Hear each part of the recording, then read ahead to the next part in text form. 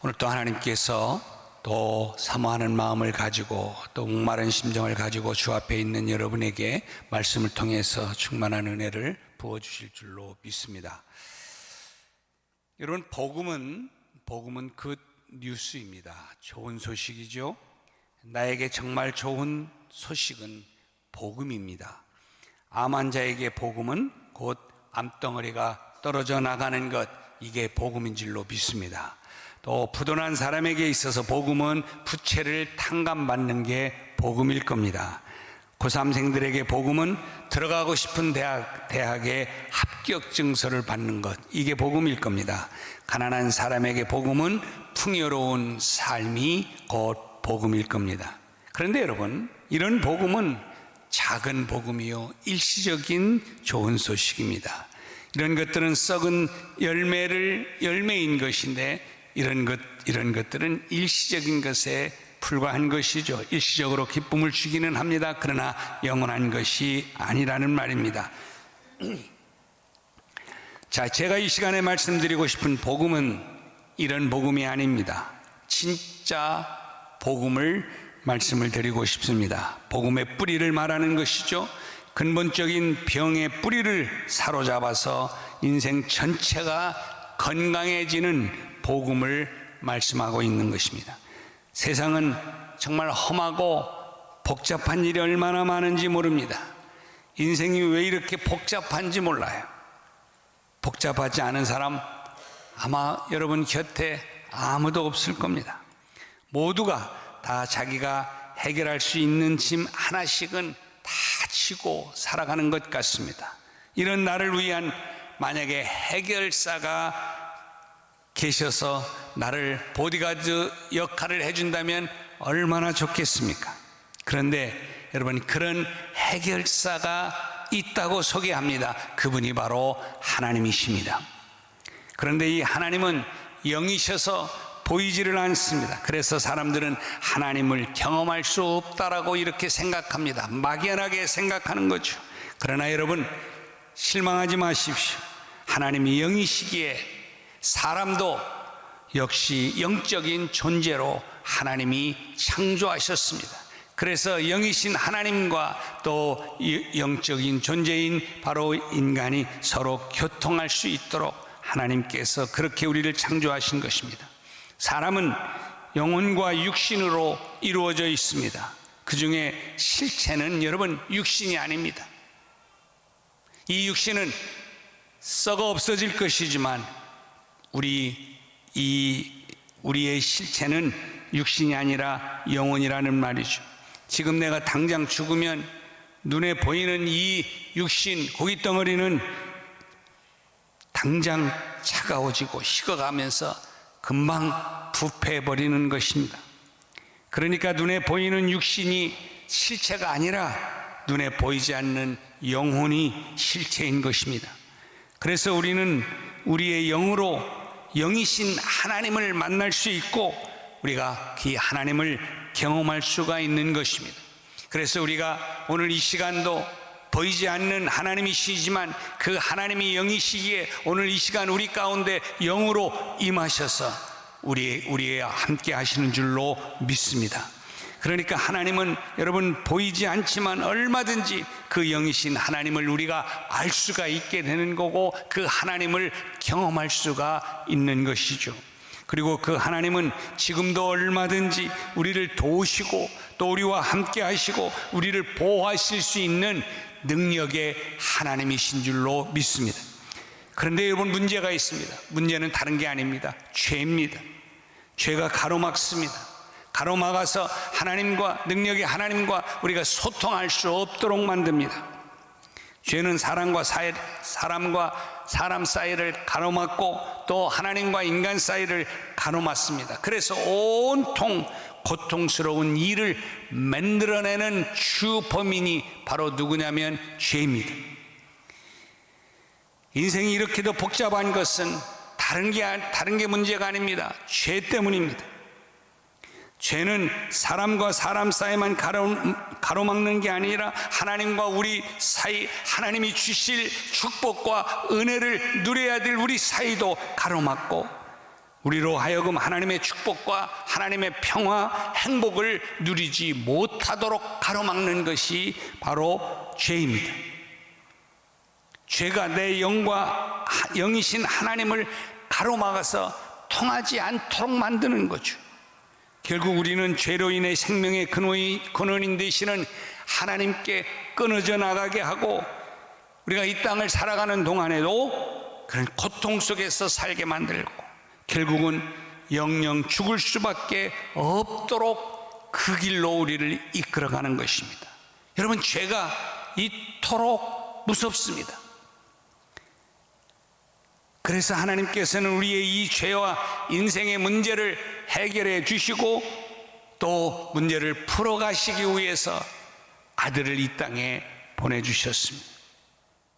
사람의 죄를 대신하기 위해서 하나님의 아들 되신 독생자인 예수 그리스도를 이 땅에 보내주신 거잖아요. 그리고 인류와 각 개인의 모든 죄를 짊어지고 십자가에서 죽게 하신 것입니다. 그리고 그 예수 그리스도의 죽음으로 말미암아 우리의 모든 죄를 대속하시고 우리의 구원의 길을 열어주시고 영생의 길을 열어주셨습니다. 중국 공산치하에서 있었던 실화입니다. 공산치하에서 부모를 잃고 서로를 의지하며 살아가던 의 좋은 두 형제가 죽음을 무릅쓰고 자유의 땅인 홍콩으로 탈출했습니다. 자, 자유를 찾아서 홍콩으로 왔지만 누구 하나 반겨주는 사람이 있습니까? 도움을 주는 사람이 있어요? 아무도 없었습니다.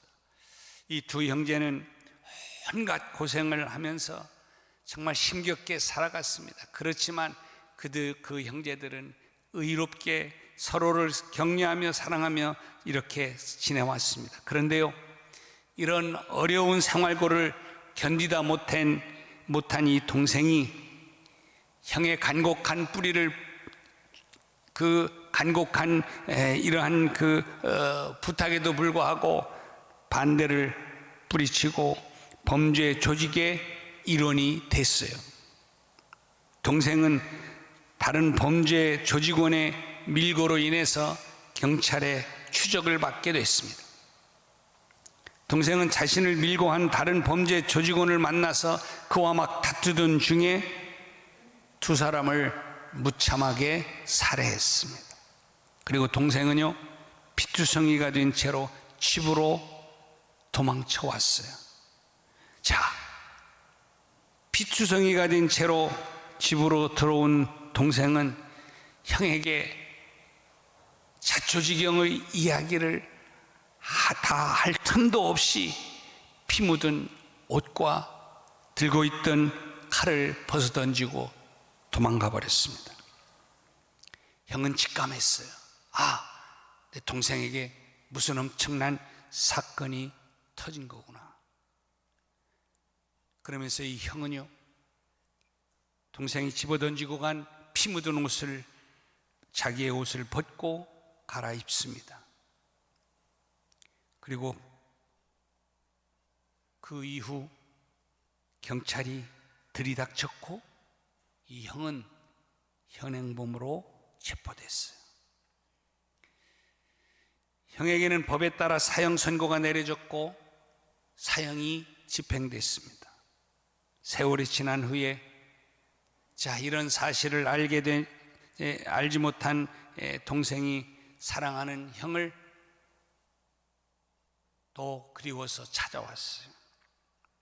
그리고 와서 자기 죄 때문에 형이 이렇게 사형당했다는 사실을 알게 됐습니다. 기가 막히잖아요. 형이 그렇게 된 것을 알면서 동생은 울면서 경찰서를 찾아가서 내가 죄인이라고, 내가 죄를 저지르는 것이라고 밝히고 자수를 했습니다. 그렇지만 살인범 동생은 무죄로 풀려났습니다.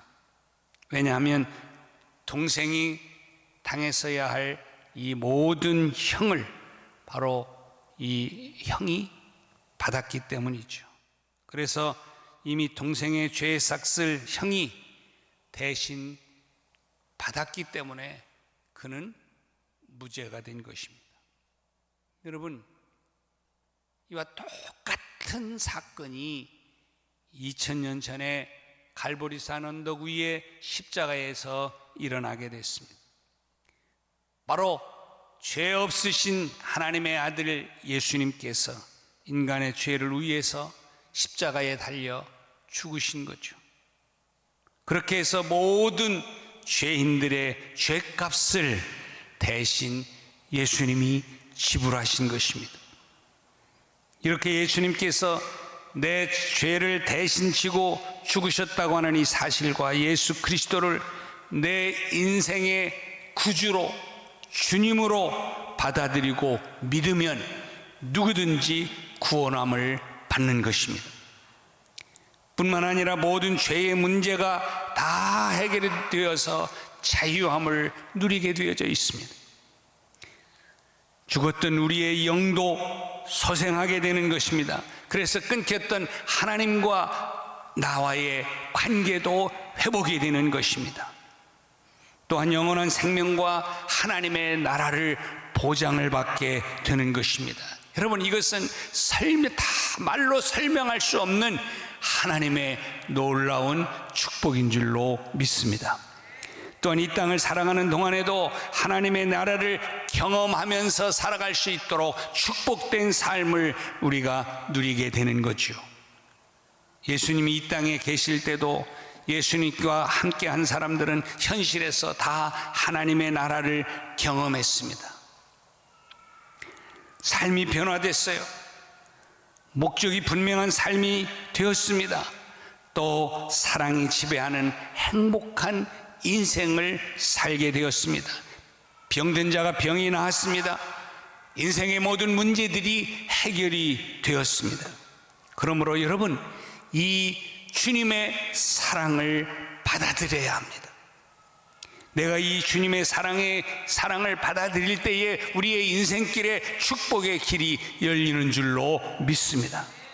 그러면 영이신 그리스도께서 내 안에 들어오셔서 나와 동거하고 나와 동행하시고 나와 동역해 주시는 줄로 믿습니다. 주님과 함께 살고 주님과 함께 다니면서 주님과 함께 일하게 되어지는 은혜를 누리는 것이죠. 여러분, 이것이 복음입니다. 이 복음의 은혜, 은총, 능력이 여러분 가운데 함께하기를 주님의 이름으로 축복합니다. 그런데 여러분, 우리는 이 복음을 내가 먼저 받아들여야 합니다. 그리고 이 복음의 능력을 내가 먼저 경험해야 합니다. 그리고 나를 살린 이 복음을 반드시 나가서 전해야 합니다. 이 복음을 여러분 전해야만 하는 이유가 있어요. 복음을 받는 사람이 변하기 때문입니다. 복음이 들어가면 어떠한 사람도 반드시 변하게 되어져 있습니다. 고린도전서 5장 17절 말씀 이렇게 말씀하잖아요. 그런즉 누구든지 그리스도 안에 있으면 뭐라고요? 새로운 피조물이라, 새롭게 된다, 그런 말입니다. 그리고 이전 것은 다 지나가게 된다. 이제는 봐라, 새 것이 열리게 된다. 새 역사가 이루어진다는 것입니다. 복음이 들어가면 사람 안에서 혁명이 일어납니다. 여러분, 혁명은 뭡니까? 일순간에 바꾸는 것입니다. 일순간에 변화시키는 게 혁명입니다. 이 인간 혁명이 예수 그리스도가 들어오심으로 말미암아 인간 혁명이 일어나는 거예요. 여러분, 정치 혁명보다, 문화 혁명보다, 경제 혁명보다, 그래서 더 중요한 혁명이 있다면 인간 혁명입니다. 인간 혁명 없이 다른 혁명이 일어나면요, 더 많은 문제가 일어나요. 고단수 머리가 되기 때문에 그렇습니다. 더 무섭습니다. 그래서 근본적으로 인간의 혁명이 먼저 일어난 다음에 그 다음에 다른 혁명도 필요한 거예요. 여러분, 잘못된 생각을 가지고 있는 사람이 혁명을 일으키면 그 사회는 잘못된 사회로 바뀌어가는 거예요. 여러분, 그래서 이번에 우리가 이제 선거를 다 치렀지 않았습니까? 뭐 어떤 사람은 이런 이야기 저런 이야기, 이런 생각 저런 생각을 하지만, 여러분 그런 거 생각하지 마세요. 내가 찍은 사람이 안 됐다고 서러워하지도 마세요. 여러분, 모든 것은 하나님이 역사하시고 주관하시는 줄로 믿습니다. 그 대신 더 기도해야 합니다. 정말 이번에 당선되어져서 올라간 사람들이, 여러분 정말 인간 혁명이 일어나서 바르게 진실하게 정직하게 사랑하는 마음을 가지고 하나님을 두려워하는 마음을 가지고 인간 혁명이 되어져서, 그래서 나라에 섬기는 자로 서게 될 때에 진정한 이 사회가 바뀌는 거예요. 얼마나 달콤한 말들을 많이 들었겠습니까? 여러분, 지금까지 우리는 다 속고 다녀 살았잖아요. 누구도 다 마찬가지입니다. 그러나 우리는 가능성이 있어요. 그 사람이 인간 혁명이 일어날 때에, 즉 다시 말하면 진정한 예수 그리스도를 인격적으로 만날 때에 그가 변화되어지고 인간 혁명이 일어나게 되어지면 그가 가는 공동체, 국회가 변화되어지는 것이고 나라가 변화되어지는 것이고 그 공동체가 변화되는 것입니다. 인생의 가장 행복한 기쁨은 사람이 변하는 것을 보는 기쁨이에요.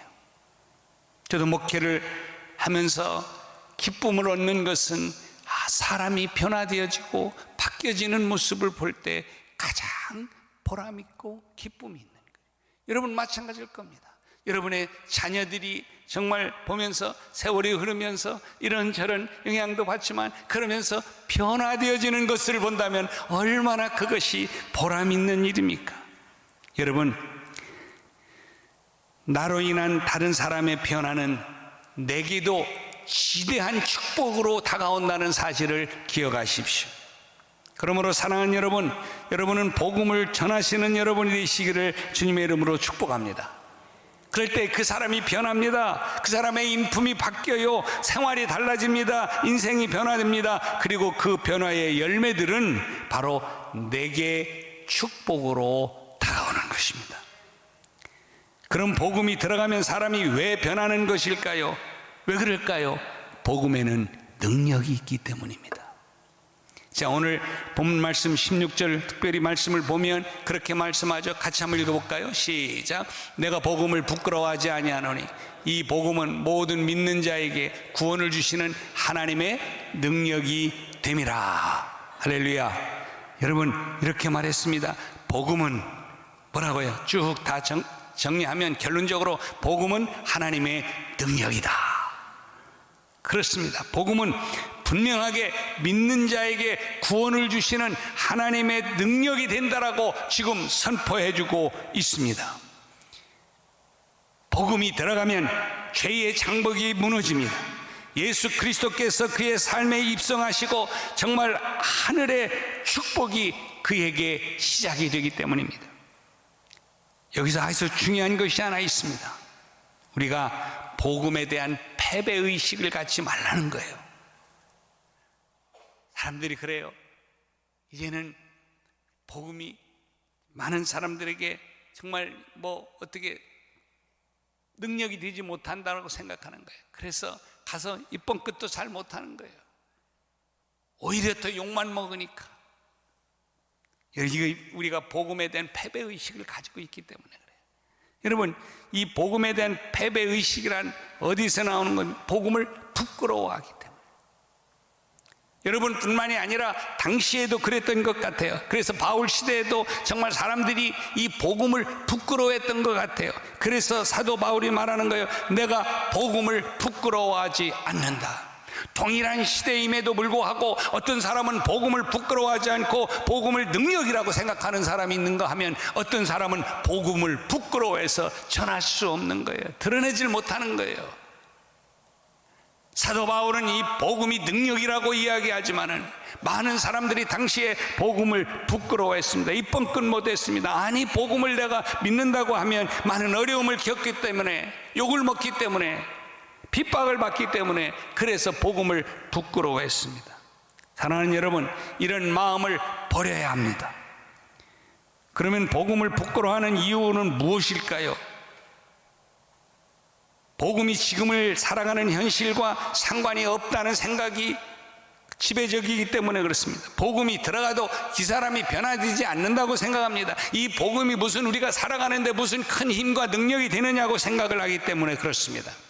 그저 복음은 나중에 우리가 죽고 난 다음에 저 천국에 하늘나라에 가는데 필요한 것이지 오늘날 살아가는데 이 복음이 무슨 의미가 있냐는 것입니다. 아니에요, 여러분. 복음은 물론 우리가 죽어서 하나님 나라에 가는데도 힘이지만 여러분, 복음은 현실과도 상관이 있어요. 복음을 받은 사람은 오늘의 삶도 달라지는 것입니다. 그래서 정말 그의 인생이 무능력하게 살아갔던 사람이 복음을 받아들임으로 말미암아 복음이 능력이 되어서 정말 이 인생을 가치 있고 보람 있고 자신 있게 살아갈 수 있게 된다는 것이죠. 사람이 바뀝니다. 삶이 달라지는 거예요. 여러분, 인류를 변화시키는 역사도요, 한 사람으로부터 시작이 되는 것입니다. 세상은 남보다 먼저 깨달은 1%의 사람들이 나머지 99%를 변화시키는 것입니다. 내가 달라지고 내 주변의 사람들을 달라지게 하면 세상은 따라서 바뀌고 변화되어지고 정말 천국 하나님 나라가 임하게 되는 것입니다. 여러분, 로마가 핍박받던 로마가 국교화가 이루어지는 그 순간 기독교인이 얼마였는지 아십니까? 3%였습니다. 3%의 영향력이 나라를 국교로 바꿀 정도로 능력이 있었단 말이죠.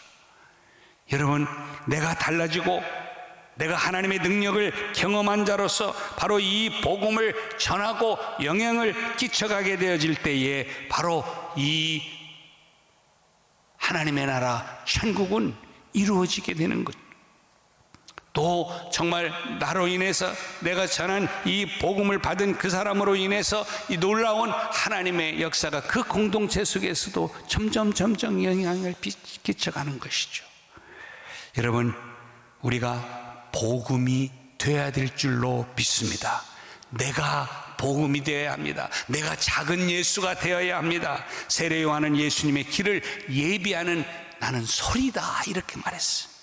마가복음 1장 말씀 보십시오. 거기 보면 이렇게 말했죠. 하나님의 아들 예수 그리스도의 복음의 시작이다. 복음이 시작된 것이죠. 구원이 시작된 것입니다. 변화가 시작이 된 것입니다. 한 사람 한 사람 안에서 시작될 인간 혁명의 선언인 것입니다. 그리고 이 인간 혁명은 인간의 모든 것, 사회, 문화, 정치, 역사를 다 바꾸어 놓을 것이죠. 그 역사의 선언인 거예요. 이 놀라운 복음의 역사를 위해서 길을 준비한 사람이 있었는데 그가 누구입니까? 세례 요한이에요.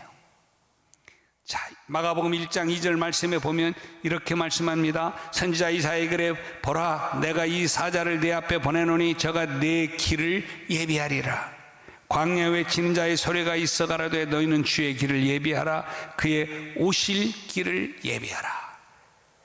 여러분, 소리, 세례 요한은 소리였어요. 복음을 전하는 소리였습니다. 마찬가지로 우리도 복음을 전하는 소리가 되어야 될 줄로 믿습니다. 이 복음은 믿는 자에게 구원을 주시는 하나님의 능력이라고 말씀합니다. 모든 사람들에게 우리는 복음의 전달자가 되어서 하나님의 능력을 보여주어야 합니다. 복음이 내 안에 들어옴으로 내 삶이 이렇게 변화되어지고 내 인생이 이렇게 바뀌어지고 이렇게 새로워졌던 것처럼 바로 당신이 복음을 받아들이면 이 당신의 인생도 이렇게 변화되어질 수 있음을 보여주는 복음이 여러분이 되어야 하고 여러분의 삶이 되어야 합니다. 그럴 때 여러분을 볼 때에 사람들이 영향을 받습니다. 아, 그렇구나. 그 복음 내게도 필요하겠구나. 아, 갈망하고 갈증을 누리는 그 사람에게 이 복음이 눈이 들어오고 귀에 들어오기 시작하는 거예요. 좀 이따 이제 영상을 보여주겠지만 여러분, 정말 이 복음의 능력을 우리가 보여주고 전하고 또 선포하게 될 때에 하나님의 능력이 그에게 영향을 끼치고 그의 삶을 바꾸고 그의 또 인생이 바뀌어지면서 하나님의 나라가 그 가정 안에, 그 공동체 안에, 이 사회 안에, 이 나라 안에 이루어지게 될 줄로 믿습니다. 복음의 능력을 믿으시기를 바랍니다. 위선자도 복음이 들어가면요 변화를 줄 수 있습니다. 난폭군도 복음이 들어가면 새 사람이 되어질 수 있습니다. 술주정뱅이도, 잔인한 폭력배도, 살인자도, 개망난이도 복음이 들어가면 변화될 수 있음을 믿으시기 바랍니다. 우리는 기독교 역사에서 이런 경우를 너무 많이 보고, 아니 여러분 주위에서도 여러분 많이 경험했을 거예요. 아니 여러분이 그 주인공일 수도 있습니다. 나는 가끔 교회 안에서도 그런 이야기 들어요. 내가 정말 예수를 몰랐으면, 계속 그렇게 살았으면 나는 여기 없다고. 이미 죽었다는 것이죠. 뭐 그렇게 술 먹고 망나니 짓 하면서 사는데 온전하겠습니까? 벌써 이 세상 떠났지. 그런데 예수를 영접하고 받아들이고 내 인생이 이렇게 바뀌었습니다. 변화됐습니다. 내가 행복하게 삽니다. 할렐루야. 그런 거예요. 여러분의 인생도 그렇게 되시기를 주님의 이름으로 축복합니다. 그리고 이 복음을 나가서 여러분 드러내시고 전하고 선포하십시오. 그것이 우리가 받은 우리에게 주신 사명입니다. 그래 너희는 가서 이 복음을 전하라 말씀하시는 것이죠. 여러분 이번 이제 또 일주일 동안 여러분이 정말 이 사명을 가지고 여러분 곁에서 오늘 또 죽어가고 신음하고 절망 속에 어찌할 바를 모르는 그 사람에게, 그에게 있어서 능력은 주의 복음이에요. 여러분 주의 복음을 전하십시오. 그리고 여러분의 복음의 능력됨을 보여주십시오. 그럴 때 놀라운 하나님의 기적과 같은 역사가 그 안에서 일어나게 될 줄로 믿습니다. 그래서 여러분 정말 이제 많은 사람들이 이제 4월 마지막 주일날 정말 여러분의 그 복음의 소식을 듣고 여러분이 복음이 되어 다가갔던 그들에게 마음의 감동이 일어나고 다 주 앞으로 와서 하나님의 귀한 축복의 역사의 주인공들이 또 그가 누리는 그 축복이 다시 여러분에게로 돌아오게 되는 은총을 누리는 역사가 있기를 주님의 이름으로 축원합니다. 기도하겠습니다. 주님, 그렇습니다. 복음은 하나님이 능력이라고 말씀했습니다. 이 복음 때문에 내가 살았고 이 복음 때문에 우리도 능력 있는 행복한 삶을 삽니다. 하나님, 이제는 우리가 이 복음이 되어서 나가서 이 복음을 전하고 이 복음을 드러내고 이 복음을 선포하고 이 복음을 통해서 그가 변화되어지고 인생이 새로워지면서, 그래서 그가 축복을 누리고 또 그 영향력 있는 축복이 다시 우리 모두에게로 돌아와서 이 사회가, 이 땅이 거룩한 하나님의 나라가 형성되어지면서 또 천국을 경험하는 역사가 있도록 하나님 인도하여 주옵소서. 예수 그리스도의 이름으로 간절히 기도하옵나이다. 아멘.